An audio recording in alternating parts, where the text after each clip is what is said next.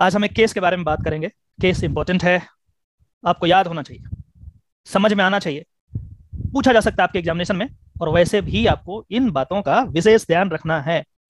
Case का नाम आपके सामने दिख रहा है, स्क्रीन पे विजिबल है, एक बार कंफर्म करें। Yes sir. दिख रहा है? केस का नाम क्या है जी? Karmaskar versus state of West Bengal and दस। Buddhadev Karmaskar versus state of West Bengal and others. ये माननीय सुप्रीम कोर्ट ऑफ इंडिया के द्वारा पारित ऑर्डर है। 19/5/2022 को ये चीज किया गया है। अब इसमें कुछ इंपॉर्टेंट बातें हैं, उसको हम बाद में करेंगे, लेकिन इससे पहले कौन कौन से जजेस हैं इसमें, इनका नाम आपको ध्यान में रखना चाहिए। Justice L Nageswara Rao, honourable justice B R Gavai and honourable justice A S Bopanna, 3 जज थे। इंपॉर्टेंट है इसलिए क्योंकि इससे पहले इस तरीके का बेहतरीन गाइडलाइन सेक्स वर्कर के लिए, जिनको कुछ समझा ही नहीं जाता सोसाइटी में, जिनको लगता है यार ये तो रविश है, ये तो डस्टबिन है, इनके राइट्स का क्या, कौन इनके राइट्स के लिए लड़ेगा। आपको जान करके आश्चर्य होगा, यहाँ पे 240 लर्नेड एडवोकेट्स, 240, एक केस में 240 एडवोकेट्स लड़ रहे हैं। किसके लिए, किसके राइट्स के लिए? सेक्स वर्कर के राइट्स के लिए। इसको कहते हैं डेमोक्रेसी, इसी को कहते हैं डेमोक्रेसी। इन एडवोकेट्स को पैसा नहीं देंगे, वो इतना पैसा नहीं है सेक्स वर्कर के पास कि वो पैसा पे कर पाए इनके फी। लेकिन 240 वकील, यहां देखो नाम गिनते गिनते थक जाओगे, ये सिर्फ लिस्ट है एडवोकेट्स का, सारे एओआर, बड़े बड़े एडवोकेट्स। लड़ाई किस चीज की है कि इन सेक्स वर्कर को भी ह्यूमन ट्रीटमेंट दिया जाए। ये भी हमारे समाज का एक हिस्सा है, इसको आप जानवर की तरह ट्रीट नहीं कर सकते। देखो एडवोकेट का नाम ही खत्म नहीं हो रहा है, 240 एडवोकेट एक केस में। कई बार मैं कहता हूं कि advocates are the first line of defence to save the democracy. इसीलिए सेना है बॉर्डर पे अलग पर्सपेक्टिव में, लेकिन डेमोक्रेसी को बचाने के लिए, I am using the term democracy, देश को बचाने के लिए सैनिक हैं, they are first line of defence, पर डेमोक्रेसी को कौन बचाएगा? ये 240 का नाम है यहाँ पे एक केस के लिए। क्या हुआ है, क्या फर्क पड़ा, उसको भी हम समझने का प्रयास करते हैं। देखो खत्म ही नहीं हो रहा है, चलिए देखते हैं। रिसेंट जजमेंट है, आपको ध्यान में रखना चाहिए, बहुत जरूरी है। Human rights jurisprudence in India has acquired a constitutional status and sweep, owing to the full potential bred by this court into Article 14, 19, 21 of the Constitution of India since Maneka Gandhi versus Union of India। ये supreme court यहाँ पे mention कर रहा है कि human right का जो jurisprudence है वो बहुत पुराना है, आज से नहीं, मेनका गांधी से ही 1978 के आसपास से ही, उससे पहले भी कई केसेस में ह्यूमन राइट्स के बारे में बताया गया, उसके इंपोर्टेंस को बताया गया। The constitutional regard for human decency and dignity has been explicitly incorporated into Article 21 of this court by this court. While expounding on the scope of right to life under Article 21, this court in Francis Corley, एक case है important जिसमें यह कहा गया था कि जो right to life है वो मेयर एनिमल एग्जिस्टेंस नहीं होना चाहिए। जिंदा है तो जिंदा नजर आना जरूरी है। अरे कहावत सुना, ये सब शायरी सुनते हो? शायरी सुनते हो नहीं? सुनते हो तो ऐसा शायरी होता है ना कि जिंदा हो तो जिंदा नजर आना जरूरी है, कुछ ऐसे करके होता है ना। तो वही सुप्रीम कोर्ट अपने शब्दों में यहाँ पे कहा फ्रांसिस कोर्ले वाले केसेस में, यदि लाइफ है, जिंदा है, तो it should not B mayor animal existence, वो लाइफ ह्यूमन लाइफ होना चाहिए, विद डिग्निटी होना चाहिए। और उसी चीज को यहाँ पे मेंशन किया है, क्योंकि आगे ये बात करेंगे सेक्स वर्कर के बारे में, उनके राइट्स के बारे में। सुप्रीम कोर्ट मेंशन करता है कि सेक्स वर्कर के राइट को कोई मानता ही नहीं है, कोई रिकॉग्नाइज नहीं करता है। पुलिस उनको जो मर्जी आता है वो करता है, पुलिस के पास वो जाती है तो उसका केस दर्ज नहीं करता है। कहीं पे ब्रोथल पे छापा मारता है तो जो ऑनर है उसको पकड़ने के बदले जो सेक्स वर्कर है उसको परेशान करता है, उसको एक्यूज बना देता है। यदि वो किसी क्लाइंट के साथ सेक्सुअल एक्टिविटी कर रही है तो उसको परेशान किया जाता है। और ये एक पिछड़े तबके हैं जो कोर्ट में, इस कोर्ट में, सुप्रीम कोर्ट में नहीं पहुंच सकते, थैंक्स टू 240 एडवोकेट्स जो कि उनके राइट्स को प्रोटेक्ट करने के लिए वहां पे हैं। किसी का माइक ऑन है, माइक ऑफ कर दीजिए ताकि आप अच्छे तरीके से मुझे सुन पाए। Yash Kumar please off your mic. ठीक है, चलिए आगे बात करते हैं जी, क्या हुआ है इसको समझने का प्रयास करते हैं। आप लोगों को बहुत जरूरी है इस केस को पढ़ना, एग्जाम के पॉइंट ऑफ व्यू से भी और वैसे भी, क्योंकि रिसेंट है। Francis Corley Mullen versus Administrator Union of Territory of Delhi extended the meaning of right to life beyond the protection of limb or faculty to include the right to live with human dignity and all that goes along with, namely the bare necessities of life such as adequate nutrition, clothing, and shelter, and also the right to carry on such function and activities as constitute the bare minimum expression of the human self. Needless to say, this basic protection of human tendency, human decency and dignity extends to the sex workers and their children. बोला कि जो ऊपर में हम इतने सारे cases की बात कर रहे हैं, इतनी सारी चीजों के बारे में, ह्यूमन राइट्स के बारे में बात कर रहे हैं, ये सिर्फ सिर्फ नॉर्मल व्यक्तियों के लिए नहीं है, या नॉर्मल बोलना उचित नहीं होगा, ये सिर्फ जो आप सो कॉल्ड समझ रहे हैं कि सेक्स वर्कर एक बहुत घिनौना काम है और इसको नहीं दिया जाए, तो ऐसी बात नहीं है, ये कोर्ट ऐसा नहीं कहा है। तो यहाँ पे क्लियर कर दिया, क्लैरिफाई कर दिया कि this basic protection of human decency and dignity extends to sex workers and their children who, bearing the burden of social stigma attached to their work, are removed to the fringes of the society, deprived of their rights to live with dignity and opportunity to provide the same to their children. तो sex worker है, वो भी एक काम है। मैं advocate हूँ, ये मेरा प्रोफेशन है, मैं आपको पढ़ा रहा हूँ एज ए टीचर, मैं एक टीचिंग प्रोफेशन है। एक डॉक्टर अपने पेशेंट को यदि इलाज कर रहा है, वो उसका प्रोफेशन है। तो यदि एक sex worker, as per the understanding of the Supreme Court of India, यदि कोई सेक्स वर्कर अपने क्लाइंट के साथ सेक्सुअल एक्टिविटी कर रही है, तो वो भी एक प्रोफेशन है उसका। बस इस चीज का ध्यान रखें कि वो कंसेंसुअल होना चाहिए। और यदि प्रोफेशन का राइट है, तो आर्टिकल 19, किस आर्टिकल में राइट टू प्रोफेशन को रिकॉग्नाइज किया गया है, कोई बताएंगे? 19(1)(g). 19(1)(g). जी तो यहाँ पे कहा गया कि जो प्रोफेशन की बात हो रही है सेक्स वर्कर के लिए, ये भी फंडामेंटल राइट है उसका। तो ये स्टिग्मा अटैच जो लोगों का है कि वो सेक्स कर रही है, तो क्या हो गया, अपनी मर्जी से कर रही है ना, ओपननेस आ रहा सोसाइटी में। कोर्ट इस तरीके से सोच रहा है, तो कह रहा है कि भाई उनको भी प्रोटेक्शन दो और उनके लिए भी सारी चीजें हैं। उसके बाद ये चीजें बताई गई है जो कि इंपॉर्टेंट एसेस नहीं है, आप जाकर के पढ़ सकते हैं। इसमें कहा गया कि 2021 में ये बात शुरू हुई थी, उसके बाद केसेस चला, कोर्ट ने कमेटी गठन की, कमेटी ने रिपोर्ट दिया, रिपोर्ट जब गवर्नमेंट को भेजा गया तो गवर्नमेंट ने कहा कि हम इस पे एक्ट बनाएंगे, और उसके बाद हमेशा वो इसी बात पे क्या कर रहे हैं, डेट पे डेट लिए जा रहे हैं।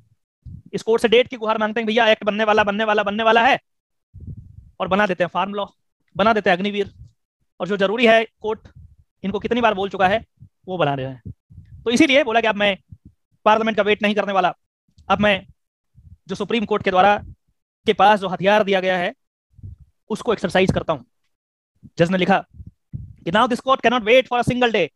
2011 से 22 आ गया, अभी तक आप सिर्फ ये कहते गए कि हम लॉ बनाएंगे, इस पे लॉ बनाएंगे, और अभी आपने कुछ नहीं किया इस पे। And therefore this court is constrained to use the powerful weapon which has been given by the constitution, that is article 142। क्या है 142, पता है आपको? क्या है 142, बताइए। कंप्लीट जस्टिस के लिए Supreme Court to do complete justice. क्या क्या कर सकता है सुप्रीम कोर्ट? पास कर सकता है। 142 इंपॉर्टेंट है जी। 142 फिर से पढ़ने का प्रयास कर सकते हैं हम लोग, करना है। चलिए एक लाइन पढ़ते हैं। 142 कहता है enforcement of decree and order of Supreme Court and orders as to discovery. और पहले ही लाइन में क्लियरिफाई करता है, आपके पास यदि कॉन्स्टिट्यूशन है तो उसको पढ़िएगा। The Supreme Court, in the exercise of its jurisdiction, may pass such decree or may make such order as is necessary for doing complete justice in any cause or matter pending before it. And any decree so passed or order so made shall be enforceable throughout the territory of India in such manner as may be prescribed by or under any law made by Parliament, and until provisions in that behalf is so made in such manner as the President may by order prescribe. तो clear कर दिया यहाँ पे। 142 एक बहुत बड़ा ब्रह्मास्त्र है supreme court के पास, और इसको यूज करके किसी भी चीज को ध्वस्त किया जा सकता है। किसी भी चीज को ऐसा कुछ है ही नहीं जिसको ध्वस्त नहीं किया जा सकता है। तो नॉर्मली ये क्वेश्चन आता है कि law making power has been given to the parliament by the constitution, but यदि वो लॉ नहीं बना रहा है तो इस ब्रह्मास्त्र को यूज करके सुप्रीम कोर्ट खुद लॉ बना सकता है। और उसी को यूज करके इन्होंने इस बार कहा कि आप 10 साल आपका वेट किए, अब आप नहीं किए, तो अब मैं 142 का यूज कर रहा हूं और उसके बाद कर रहा हूं। देखो क्या लिखा हुआ है, यहां पढ़िए येलो कलर से। As the legislation has not been made till date, even though the recommendations were made by the panel in the year 2016 and the said recommendations have to be implemented, we are exercising our powers conferred under Article 142 of the Constitution of India to issue the following direction which will hold the field till the legislation is made by the Union of India. जब तक आप नहीं बनाते हैं, बनाएंगे तब देखा जाएगा, लेकिन जब तक नहीं है लॉ तब तक यही लॉ है, और ऐसा लॉ माना जाएगा। पार्लियामेंट खुद पारित किया इसको, ये 142 ऐसा ही कहता है। तो एक क्वेश्चन यहां से, 2 क्वेश्चन मैंने आपको बताया। केस का नाम इंपॉर्टेंट है, अभी रिसेंट आया है। किस आर्टिकल को यूज करके ये गाइडलाइंस दिए गए हैं, वो आर्टिकल के बारे में मैंने आपको बता दिया। क्या गाइडलाइंस हैं इसको समझ लेते हैं, एक भी क्वेश्चन गलती नहीं हो सकता, गारंटेड है। इस तरीके से यदि आप पढ़ेंगे तो चलिए। In a catena of decisions of this court, this power has been recognised and exercised if need be by issuing necessary directions to fill up the vacuum till such time the legislature step in to cover the gap or the executive discharge its role. और इसी चीज को क्या है भैया, ये direction पारित किए हैं। क्या है? पहला डायरेक्शन है sex workers are entitled to equal protection of law. तो ये जो सोसाइटी में स्टिग्मा है कि अरे ये तो सेक्स करने वाली औरत है। ये स्टिग्मा जितना जल्दी है निकाल करके फेंक दो, वो काम है, उसका काम है। तो sex workers are entitled to equal protection of the law. Criminal law must apply equally in all cases on the basis of age and consent. बस इस चीज का ध्यान रखा जाए, एज 18 साल से ऊपर की होनी चाहिए, और कंसेंट, जबरदस्ती उसके साथ सेक्स नहीं कर सकते आप, कोई मजाक नहीं चल रहा है। तो दोनों चीज का ध्यान रखिए, बस बाकी जो डायरेक्शन दे रहा है कोर्ट उसको फॉलो कीजिए। When it is clear that the sex worker is an adult, जब ये क्लैरिफाई हो जाए कि वो एडल्ट है, 18 साल से नीचे की नहीं है, and is participating with consent, the police must refrain from interfering और taking any criminal action. Clear कर दिया भाई। पहले क्या होता था, छापा मार दिया और सेक्स कर रही है अपने क्लाइंट के साथ, तो उसको पकड़ के पुलिस स्टेशन में लेके बिठा दिया 2-3 दिन तक, उसके पास कोई है नहीं, गरीब लोग तबके के लोग हैं, वकील के पास जाने की क्षमता नहीं है, पैसे नहीं है, तो बेचारी वहीं बैठती रहती थी। और हद तो तब हो जाती थी कि उनसे जबरदस्ती सेक्स किया जाता था पुलिस वालों के द्वारा, क्योंकि वो ग्रांटेड में ले लेते थे कि सेक्स वर्कर है, क्या फर्क पड़ता है। ये डिग्निटी की बात जो है कॉन्स्टिट्यूशन में इसीलिए आता है यहाँ पे। सेक्स वर्कर है इसका ये मतलब नहीं कि कोई भी गया और उसके इच्छा के विरुद्ध आप कर लेंगे, नो, यू कैन नॉट। और यही चीज यहाँ पे डिफाइन कर रहा है कि कोई किसी की बाप की जागीर नहीं है। दो चीज sex worker it does not mean कि आप as a matter of right, कोई भी व्यक्ति आया और as a matter of right कर लेंगे, no, it's not like that. आगे है, there have been concern that the police view sex worker differently from others. Mention करता है, मैं नहीं बोल रहा, कोर्ट बोल रहा है, वो भी देश का सर्वोच्च न्यायालय बोल रहा है। When a sex worker makes a complaint of criminal or sexual any other type of offense, the police must take it seriously and act in accordance with law. कोई सेक्स वर्कर उसके पास जाती है कंप्लेंट देने के लिए, वो granted में लेता है, अरे ये तो सेक्स वर्कर है। यदि सेक्सुअल मोलेस्टेशन का कोई केस करने जाती है कि दो आया मैं सेक्स वर्कर, बस ये क्लाइंट आया मेरे साथ और जबरदस्ती किया मेरे कंसेंट के बगैर, तो पुलिस वाला बोलता है तो है ही सेक्स वर्कर, क्या कंप्लेंट लूं तुम्हारा। बोला ये एटीट्यूड नहीं चलेगा, कोर्ट इसे नहीं मान रहा। आगे बढ़ते हैं। दूसरा, any sex worker who is a victim of sexual assault. Sex worker है तो इसका ये मतलब तो नहीं ना कि वो सेक्सुअल असॉल्ट का विक्टिम नहीं हो सकती। ये हमारा प्रिजम्पशन अपने आप मान लेते हैं, पता नहीं कहां से आता है, पुलिस वाले अपने आप मान लेते हैं सेक्स वर्कर इसका क्या sexual assault. It's not like that, court नहीं मान रहा उसको, और मानना भी नहीं चाहिए। एज अ ह्यूमन देखो उसको। Any sex worker who is a victim of sexual assault should be provided with all facilities available to a survivor of sexual assault, including immediate medical assistance in accordance with Section 357C of the Code of Criminal Procedure 1973, read with guidelines and protocols, medico-legal care for survivor victim of sexual violence, Ministry of Health Welfare, this बोल रहा सब कुछ जो एक आम व्यक्ति को मिलता है वो इसको भी मिलेगा, ये क्लेरिफाई किया। फिर तीसरा पॉइंट में कहता है कि whenever there is a raid on any brothel, इसीलिए मैंने सबसे पहले मैडम से पूछा था कि ब्रोथल का मतलब क्या होता है।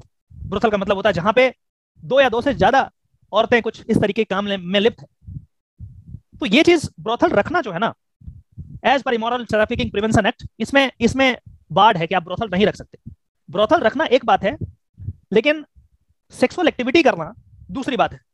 तो ब्रोथल रखना अपने आप में इलीगल जरूर है, तो जो रख रहा है उसको पकड़ो ना। एक व्यक्ति ऑनर आता है और ब्रोथल रखता है, उसमें 50 सेक्स वर्कर को रख देता है, पुलिस आती है, जिसका ब्रोथल है उसको तो कुछ करती नहीं है क्योंकि पैसा देता है वो, और जो सेक्स वर्कर है उसको सब पुलिस स्टेशन में बुला लेते। अरे जो रख रहा है, जो इलीगल है उसको पकड़ो ना यार। ब्रोथल रखना इलीगल है, ब्रोथल में सेक्सुअल एक्टिविटी करना इलीगल नहीं है, बट पुलिस वाले को कौन समझाए, इतना दिमाग ही नहीं है इनके पास। तो whenever there is a raid on any brothel, since voluntary sex work is not illegal and only running a brothel is unlawful, the sex worker concerned should not be arrested or penalized or harassed or victimized. Police वाला उल्टा करता है जी, brothel रखना है लेकिन पढ़ेंगे तब ना, इमोरल ट्रैफिकिंग एक्ट पढ़ना पड़ेगा इसके लिए, 1956 का है if I am not wrong. इतना पुलिस वाले पढ़ेंगे तो फिर देश ही बदल जाएगा। तो वो सबको उठा करके लेके चले जाते हैं। हाँ जी बताइए। सर सेक्स वर्कर के द्वारा इसका मिसयूज भी हो सकता है, जैसे बाद में वो लोग एक बार कंसेंट दे दिए, बाद में फिर केस भी कर सकते हैं, हो सकता है। तो सिर्फ मेयर एक्सक्यूज पे, ये जो आप बोल रहे हैं मिसयूज पे, एप्रीहेंशन ऑफ मिसयूज पे, क्या हम लॉ नहीं बनाए? कौन सा लॉ है जिसका मिसयूज नहीं होता साहब? कौन सा लॉ है जिसका मिसयूज नहीं होता? तो फिर लॉ ही बनाना छोड़ दें, उनके राइट्स को क्रश कर दें। अरे भाई, वाइफ के द्वारा 498A का सबसे ज्यादा मिसयूज होता है, तो क्या आप शादी करना छोड़ देंगे? क्या छोड़ेंगे? नहीं सर, नहीं छोड़ेंगे ना। तो फिर ये दलील आपका नहीं चलेगा कि इसका मिसयूज हो जाएगा। अरे मिसयूज हो जाएगा तो हो जाएगा, सबका होता है।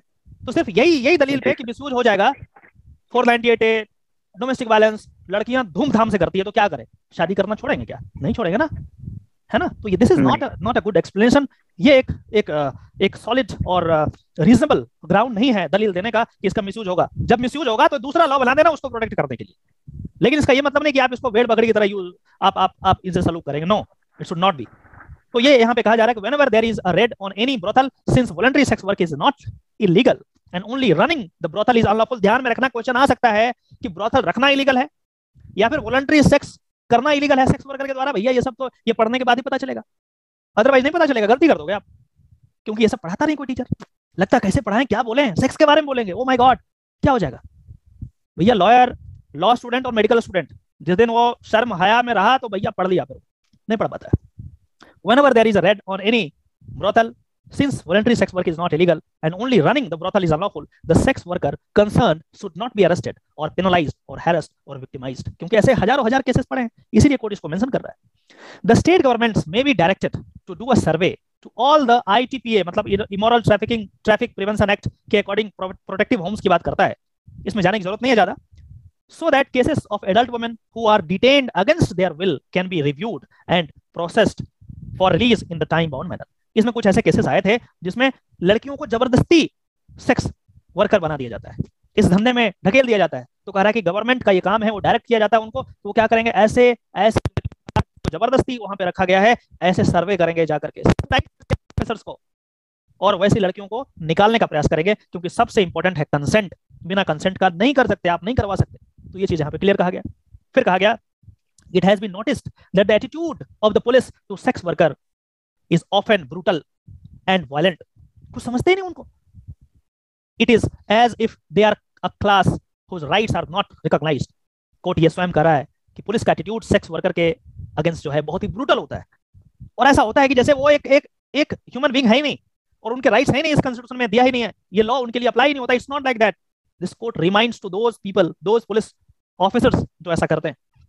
The police and other, यहाँ पे लिखा है, the police and other law enforcement agencies should be sensitized to the rights of sex worker who also enjoy all basic human rights and other rights guaranteed in the constitution to all citizens। Police should treat all sex workers with dignity and should not abuse them, both verbally and physically, subject them to violence or coerce them into any sexual activity। मैंने बोला था ना, जबरदस्ती वो जाती है complain कराने, जबरदस्ती उसके साथ सेक्स कर लेता है ग्रांटेड में, अरे इसका तो काम है सेक्स करना, तो कर लेते हैं, एक और कर लेगा तो क्या हो जाएगा। तो यहाँ पे लिख रहा है कोर्ट कि आप जबरदस्ती सेक्सुअल एक्टिविटी नहीं करेंगे, ग्रांटेड में मत लीजिए, ये बात यहाँ लिखा है। फिर बात करते हैं, the Press Council of India should be urged. क्या अर्ज किया जाएगा भाई? The Press Council of India should be urged to issue appropriate guidelines for the media to take utmost care not to reveal the identities of sex worker during arrest, raid and rescue operations, whether as victim or accused, and not to publish or telecast any photos that would result in disclosure of such identities. Beside the newly introduced section 354C IPC, which makes voyeurism a criminal offense, should be strictly enforced against electronic media in order to prohibit telecasting photos of sex worker with their client in the garb of capturing the rescue operation। दो बहुत important बात, इस बात को समझिए और आपके exam के लिए भी इंपॉर्टेंट। यहाँ पे बात किया गया, प्रेस काउंसिल ऑफ इंडिया को डायरेक्ट किया जाता है कि उन तमाम पत्रकारों को, जर्नलिस्ट को क्या करेंगे, उनको बताएंगे, गाइडलाइन जारी करेंगे कि भैया यदि ऐसे रेड होता है, आप जाके माइक लगा देते हो उसके मुंह पे, उसका नाम बता देते हो कि फला फला सेक्स वर्कर है, नहीं कर सकते, प्रोहिबिटेड है, इसलिए प्रेस काउंसिल ऑफ इंडिया को दिया गया है। अभी recently press Council of India के नए चेयरमैन कौन नियुक्त हुई हैं? रिसेंटली 2-3 दिन पहले की बात है। कैसे होगा? डीओ एलएलबी का तैयारी कर रहे हैं, आपको ये सब नहीं पता है, न्यूज़पेपर नहीं पढ़ते नहीं यार तुम लोग न्यूज़पेपर। मैं बोल के थक गया, और ये बात मेरे शायद कोई क्या शायद कोई चंद्रमौली प्रसाद करके आई है, पढ़ लीजिए, कुछ पढ़ लीजिए, मैं नहीं बताऊंगा। खिचड़ी प्रकाश देसाई है। अरे अभी 4 दिन पहले हुआ है, सुप्रीम कोर्ट के कोई जज है रिटायर्ड। क्या कर रहे हो यार तुम लोग, पढ़ाई करो, करंट इवेंट है, आएगा न्यूज़पेपर में 50 पेज में छपा है, और आपको सर शायद कोई देसाई ये शायद करके चल जाएगा, एग्जाम हो जाएगा आपका। नहीं सर, पूरा नाम नहीं मालूम, देसाई सर ने मालूम, नाम याद करो ना, रंजन देसाई सर, ये यहाँ रंजना प्रकाश देसाई। रंजना प्रकाश देसाई अभी कुछ दिन पहले एक बहुत इंपॉर्टेंट कमीशन में थी। कौन से कमीशन में थी? जम्मू कश्मीर डिलिमिटेशन कमीशन का नाम सुने हैं? या कमेटी देख लेना एक बार चेक करो। ये सब पढ़ लो यार, तुम लोग क्या कर रहे हो, समझ में नहीं आ रहा। मैं इतना मुश्किल से पढ़ाता हूँ, आपको समझ में नहीं आता, पढ़ा करो ये सब। चलो आगे बढ़ो। पहले तो ये कहा गया कि प्रेस काउंसिल को यहाँ पे निर्देश दिया जाता है कि अपने पत्रकारों को ये बताएंगे। एक और बड़ी इंपॉर्टेंट बात कही गई यहाँ पे 354C के बारे में, जो कि वोयरिज्म एक क्राइम है। क्या होता है इसमें? यदि कोई सेक्सुअल एक्टिविटी कर रहा है, 2 एडल्ट, और आप आंख ऐसे लगा के देख रहे हैं भैया क्या कर रहा है, ये क्राइम है। तो यहाँ पे ये तो अप्लाई होगा ना जी, क्योंकि यदि सेक्स वर्कर सेक्स कर रहे हैं अपने क्लाइंट के साथ और पत्रकार चला गया रेड करने के लिए, क्या है ये? It means what? You are interfering. आप झांक रहे हैं ना, आप देख रहे हैं ना। तुमको बात करना तो सेक्स करना था उसको, उसका प्रोफेशन है वो करना, तो जब खत्म होगा तो बाहर आएगा तो बात कर लेना यार, वही जाकर माइक लगा दे रहा, मजाक चल रहा है। तो बोला कि ऐसे ऐसे लोगों पे ये 354C लगाओ, वोयरिज्म लगाओ, जो कि उनको डिस्टर्ब कर रहे हैं। स्ट्रिक्टली इन्फोर्स करो उस पे इलेक्ट्रॉनिक मीडिया को। और दूसरा चीज इसमें ये भी है कि उन फोटोज को कैप्चर करके डिसिमिनेट कर देते हैं। मैंने आपको पढ़ाया था 354C जब मैंने आपको बताया था, या तो आप सेक्सुअल एक्टिविटी में जाकर के देखते हैं क्या हो रहा है, या फिर उस चीज को यदि आप डिसिमिनेट कर रहे हैं कैप्चर करके फोटोज को, वो भी 354C का पार्ट है। मैंने आपको बताया है, मैं दोबारा रिमाइंड करा रहा हूँ। तो बोल रहा है कि उन तमाम लोगों पे, सारे पत्रकारों पे यदि ऐसा कर रहा है, पुलिस वालों पे जो रेड करने आता है, कैप्चर कर लेता है, डिसिमिनेट करता है पिक्चर को, उस पर लगाओ ये चार्ज, केस करो, जेल में डालो उनको, क्योंकि ये राइट्स को हम ऐसे नहीं छोड़ सकते। फिर बात कहा गया है कि measures that sex worker employ for their health and safety, use of condoms must neither be construed as offense nor seen as evidence of commission of an offense। वो कंडोम यूज कर रहे हैं नहीं कर रहे हैं, ठीक है, उनकी मर्जी है, वो जो करना है करने दो, कंपेल नहीं कर सकते। ये अपने आप में ऑफेंस नहीं, कंडोम यूज नहीं किया तो ऑफेंस बना दो इसको, no it's not like that. ये सारा एक एक चीज का ध्यान रखा सुप्रीम कोर्ट। देश का एपेक्स कोर्ट क्यों? 240 एडवोकेट है भाई, 250 एडवोकेट। तो ऐसे चेंज होता है डेमोक्रेसी में, इतना आसान नहीं होता चेंज। पॉजिटिव चेंज लाने के लिए सोचना पड़ता है। पार्लियामेंट नहीं लाई 10-12 साल से, कोर्ट लाया। फिर कहता है the central government and the state government must involve the sex worker and और their representative in all decision making. बोल रहा है यदि इन पे लॉ बनेगा तो इनका भी स्टेक होगा, इनको भी इनवाइट करेंगे, तभी तो अपनी बात को रख पाएंगे। आप यदि उनको नेग्लेक्ट करेंगे, अरे सेक्स वर्कर है ये, इसको क्या पता है, क्या नहीं पता है, उसके लिए लॉ बन रहा है, उसको रिप्रेजेंटेटिव बनाओ, including planning decision and implementing the policy for programme for sex worker और formulating any change reform in the laws relating to sex worker. तब उनको बुलाओ और बोलो कि भैया क्या चाहिए आपको। अनाप शनाप लॉ बना दोगे बिना जनता से पूछ करके, बिना रिसर्च किए, तो वही अग्निवीर का हाल देख रहे हैं ना, वही होगा। तो जिनके लिए लॉ बन रहा है उसको जगह दो, उससे पूछो। युवा से अभी पूछा जाता तो शायद ये हालत नहीं होती, क्योंकि लॉ का जुरिस्प्रूडेंस यही है कि लॉ सोसाइटी के डिमांड को कैटर करता है। आपका काम लॉ बनाना है, कैसे? अपने मर्जी से नहीं, उन तमाम सोसाइटी वालों के लिए लॉ बनाना है, तो उससे पूछोगे तभी ना। तो बोल रहा है कि ऐसे सेक्स वर्कर को बुलाओ तुम लॉ बनाने से पहले और उनसे बात करो। तो ये सारी चीजें यहाँ पे बताई गई है।